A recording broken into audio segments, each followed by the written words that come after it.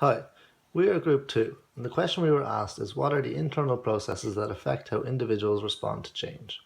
We as a group have identified two theorists who have studied this aspect of change management in great detail. First of all, we must understand how people react to change. Change can be unsettling and indeed exciting.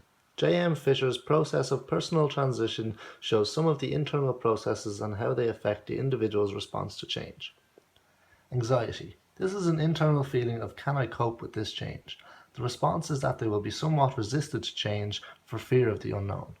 Happiness. This is a feeling of, at last something is going to change. They embrace change, responding positively. Fear. This is a feeling of, what impact will the change have on me? They are fairly resistant to the change, but they see little change in their interactions and believe they will operate in much the same way. Threat. This is similar to fear, but perceive a major lifestyle change, can have a negative response and be resistant to change, as they enjoy the status quo. Guilt. This is a feeling of, are these past failings my fault? People begin to embrace change and make up for your mishaps, or it can lead on to the next step, which is disillusionment, where you feel as if this is not for me, so you simply leave the company. The final two are acceptance and excitement, where change is looked at positively by the individual and the challenge is embraced. Torben Rick is also a theorist who has identified 7 emotions that individuals go through during changes in an organisation. Denial.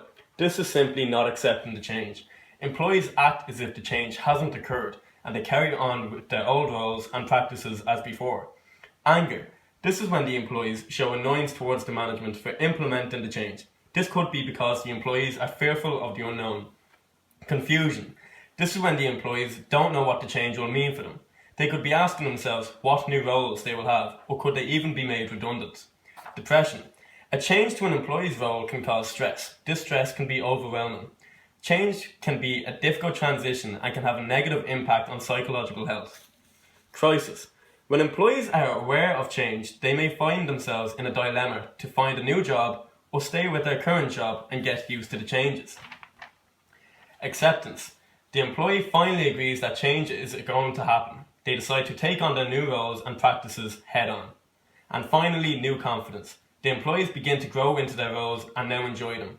They begin to believe that maybe the change was the right option for the company to take. We are Group 2 and thank you for listening.